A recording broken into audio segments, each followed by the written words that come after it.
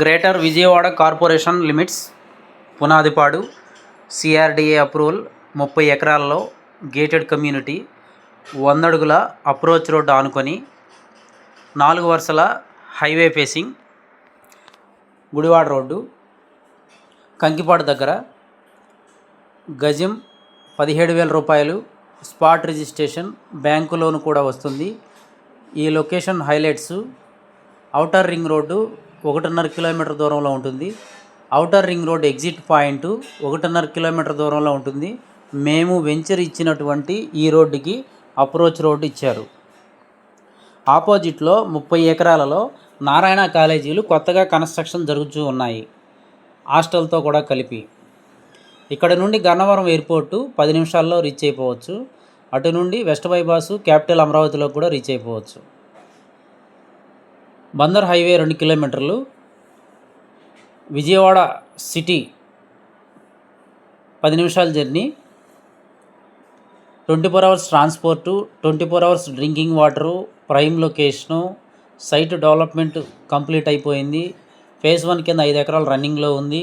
Plot సైజులు 200 గజాల నుంచి 1000 గజాల వరకు అందుబాటులో ఉన్నాయి.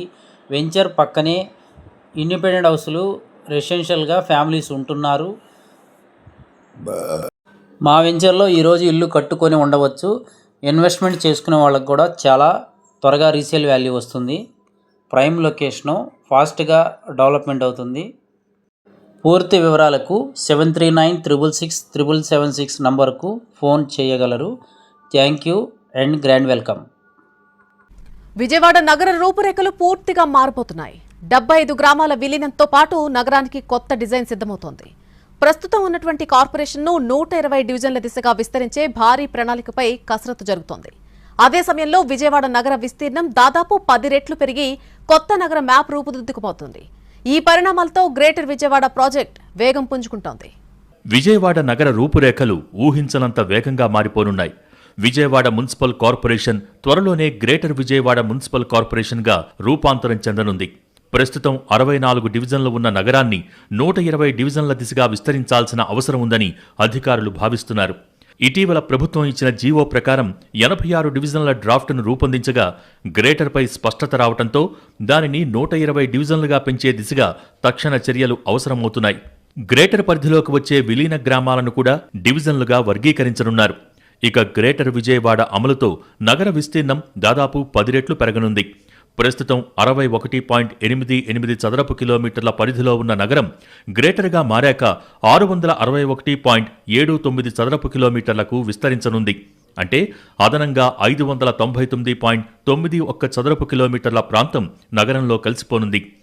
గన్నవరం మండలం 157.08 చదరపు కిలోమీటర్లు, విజయవాడ రూరల్ 122.56 చదరపు కిలోమీటర్లు, ఇబ్రహీంపట్నం 77.66 చదరపు కిలోమీటర్లు, కంకిపాడు 65.7 చదరపు కిలోమీటర్లు, పెనమలూరు 64 చదరపు కిలోమీటర్లు, విజయవాడ రూరల్ 62.51 చదరపు కిలోమీటర్లు, ఉంగుటూరు 26.68 చదరపు కిలోమీటర్లు, జీ కొండూరు 23.72 చదరపు కిలోమీటర్ల మేర ప్రాంతాలు గ్రేటర్లో అంతర్భాగమవుతాయి. మొత్తంగా 75 గ్రామ పంచాయతీల విలీనంతో విజయవాడ నగర ముఖచిత్రం పూర్తిగా మారిపోనుంది. గన్నవరం నియోజకవర్గంలో 19 గ్రామాలు, ఉంగుటూరు మండలంలో 2 గ్రామాలు, విజయవాడ రూరల్ మండలంలో 10 గ్రామాలు, మైలవరం నియోజకవర్గంలో 23 గ్రామాలు, పెనమలూరు నియోజకవర్గంలో 19 గ్రామాలు గ్రేటర్ పరిధిలోకొస్తాయి. వీటిలో అజ్జంపూడి, గన్నవరం, కేసరపల్లి, ఎనికేపాడు, నున్న, రాయనపాడు, కొండపల్లి, ఇబ్రహీంపట్నం, గొల్లపూడి, కంకిపాడు, కానూరు, పోరంకి, తాడిగడప వంటి గ్రామాలు ఉన్నాయి. ఈ భారీ విలీనంతో గ్రామీణ నగర సమీకరణం పూర్తిగా మారిపోనుంది. కొత్త నగర మ్యాప్ రూపకల్పనతో పాటు 120 డివిజన్ల దిశగా రీడిజైన్ చేయాల్సిన పరిస్థితి ఏర్పడింది. మొత్తం 661.79 చదరపు కిలోమీటర్ల విస్తీర్ణంతో గ్రేటర్ విజయవాడ నగరం ఒక కొత్త రూపాన్ని సంతరించుకోనుంది. ఆంధ్రుల కలల రాజధాని అమరావతికి రాజముద్ర పడింది. సమున్నత శిఖరాల దిశగా వెళ్లేందుకు నాంది పడింది. ఇక జగన్ లాంటి ఏ మావిగండ్లు వచ్చినా ఈ భవిష్యత్ నగరిని కదల్చలేరు. చట్టబద్ధతో పెట్టుబడిదారులకు భరోసా కలగనుంది. ఇక అమరావతి అజేయంగా అజరామరంగా వెలుగొందనుంది. ఆంధ్రప్రదేశ్ రాజధానిగా అమరావతి చట్టపరమైన గుర్తింపు పొందింది. 2024 జూన్ 2 నుంచి అమరావతికి రాష్ట్ర రాజధాని హోదా దక్కింది. ఇందుకు సంబంధించి ఆంధ్రప్రదేశ్ పునర్విభజన